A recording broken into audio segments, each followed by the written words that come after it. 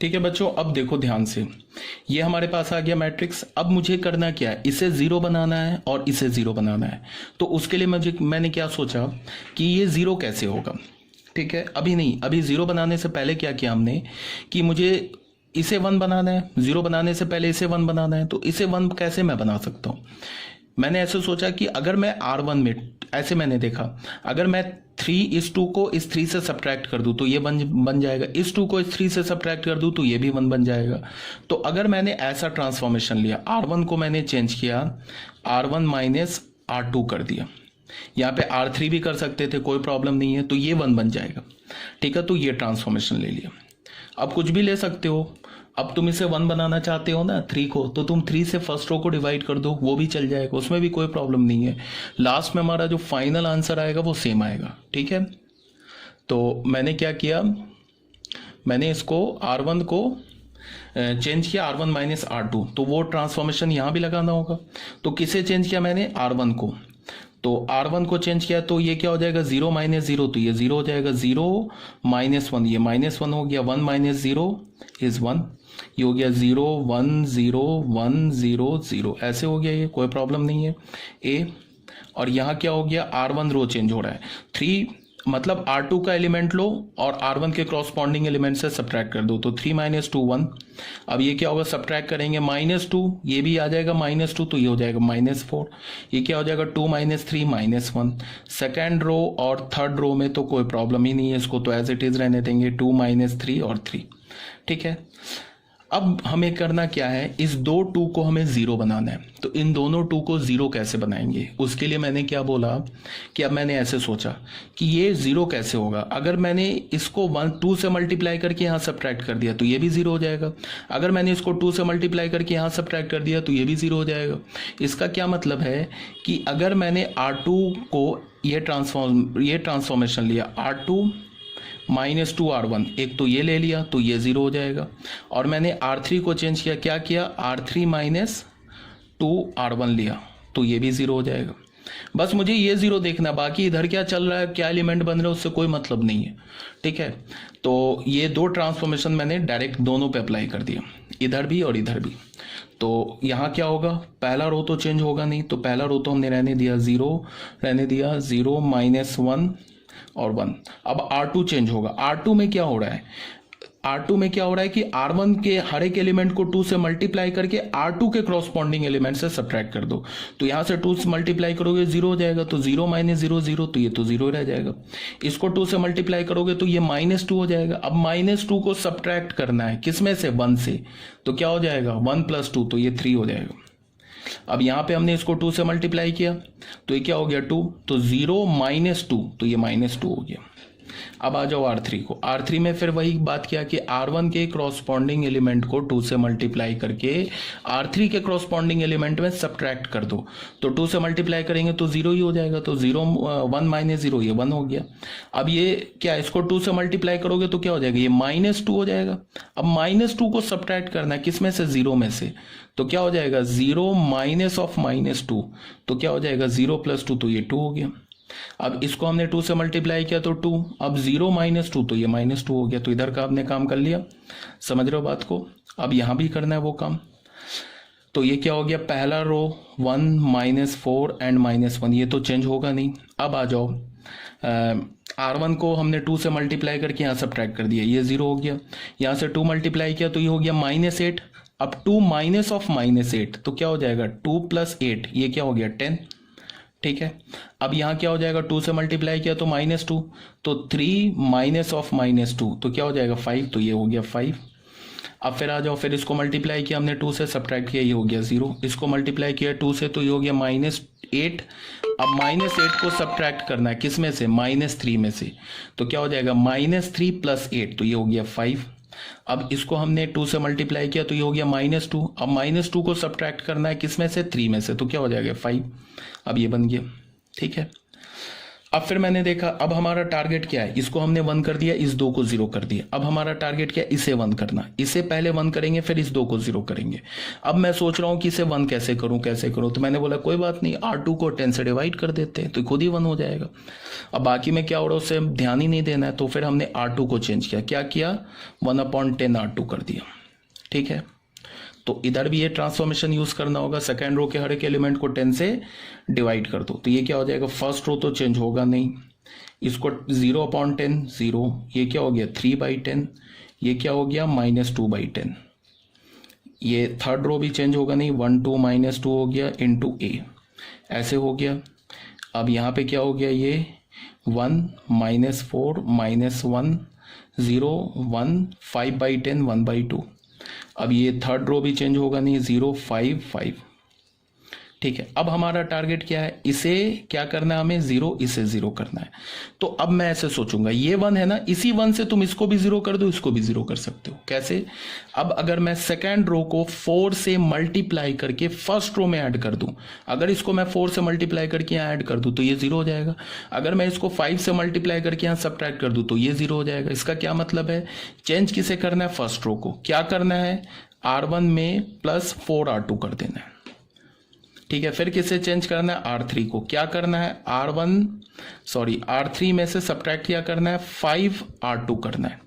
ऐसा कर लोगे ना दोनों को एक साथ, तो ये भी 0 ये भी 0।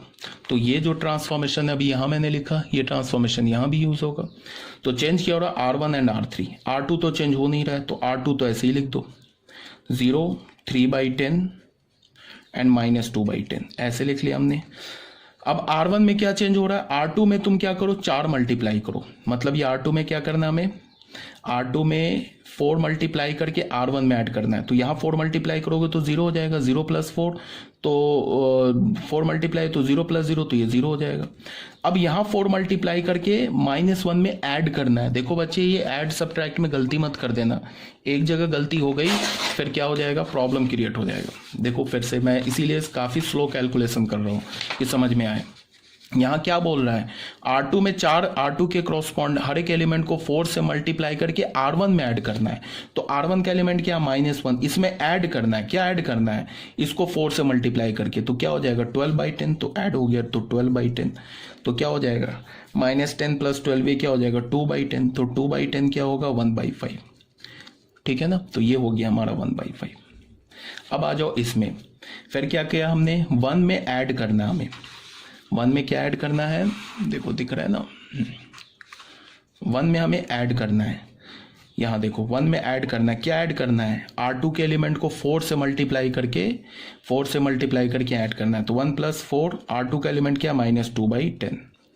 तो ये क्या हो जाएगा 1 -8/10। ये क्या हो जाएगा 10 - 8 2/10। 2/10 क्या हो जाएगा 1/5। तो ये भी क्या हो गया 1/5। अब आ जाओ R3 में। R3 को चेंज कर रहे हैं। R3 में क्या कर रहे हैं, R3 में सब्ट्रैक्ट कर रहे हैं। क्या कर रहे हैं, R2 के एलिमेंट को 5 से मल्टीप्लाई करके सब्ट्रैक्ट कर रहे हैं। तो R3 का पहला एलिमेंट क्या है, यहाँ देखो R3 का पहला एलिमेंट क्या है हमारे पास, कैलकुलेटिव क्वेश्चन है, घबराना नहीं है इसमें। R3 का हमारा पहला एलिमेंट क्या है 1, ये है ना 1। तो 1 में से सब्ट्रैक्ट करना है किसको, ठीक है। R2 का एलिमेंट क्या है, इसको 5 से मल्टीप्लाई करके सब्ट्रैक्ट करना है 0 को। तो 0 को 5 से मल्टीप्लाई करोगे क्या हो जाएगा 0 ही होगा। तो ये क्या हो जाएगा 1 हो गया।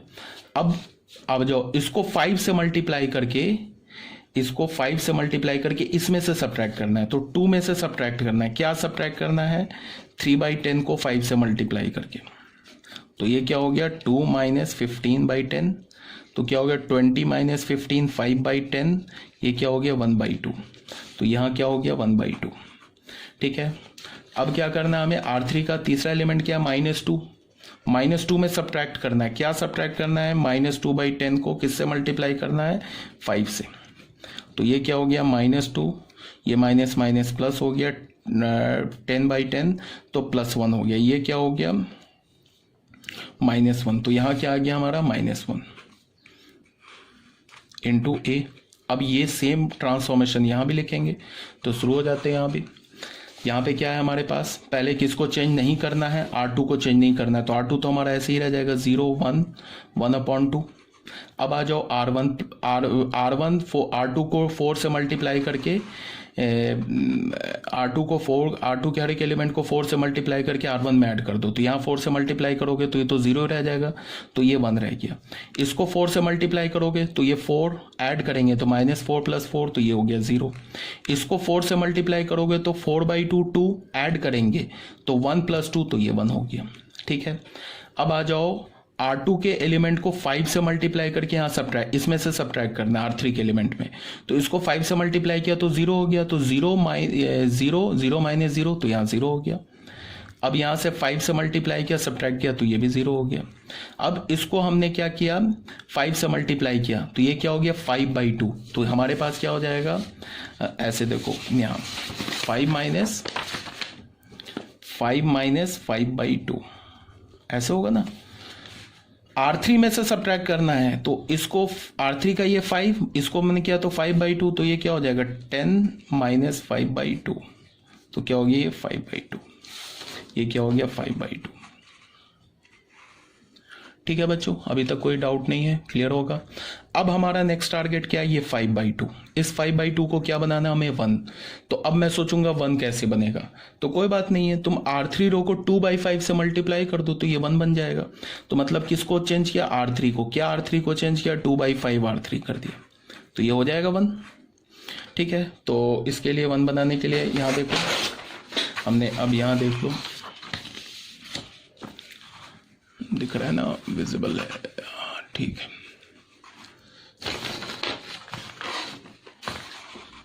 तो उसके लिए हमने क्या किया, देखो ध्यान से, यहां भी 2/5 से मल्टीप्लाई करना होगा, तो ये क्या हो गया हमारा, फर्स्ट रो सेकेंड रो तो चेंज होगा नहीं, तो 0 1/5 1/5 0 3/10 -2/10। R3 को 2/5 से मल्टीप्लाई किया तो ये हो गया 2/5, इसको 2/5 से मल्टीप्लाई किया तो ये हो गया 1/5, इसको 2/5 से मल्टीप्लाई किया तो ये -2/5, और ये हमारा क्या हो गया A। अब यहाँ 2/5 से R3 को मल्टीप्लाई किया तो पहला रो दूसरा रो तो चेंज होगा नहीं, तो ये तो 0 हो गया, 1 हो गया, ये 1/2 हो गया, ये 0 हो गया, ये 0 हो गया, ये 1 हो गया। ठीक है, अब ये क्लियर है। अब आ जाओ यहाँ हमारे पास जो बच रहा है इसको देखो, अब हमें क्या करना है, इसे 0 बनाना है और इसे 0 बनाना है। तो अब ये 0 कैसे बनेगा ये मैं सोच रहा हूँ, तो मैंने बोला कि ये 0 कैसे बनेगा, अगर मैंने R1 में से R3 को सब्ट्रैक्ट कर दिया, इसको और इसको सब्ट्रैक्ट कर दिया तो 0 हो जाएगा। इसका मतलब R1 को चेंज करेंगे, क्या करेंगे, R1 - R3 कर देंगे।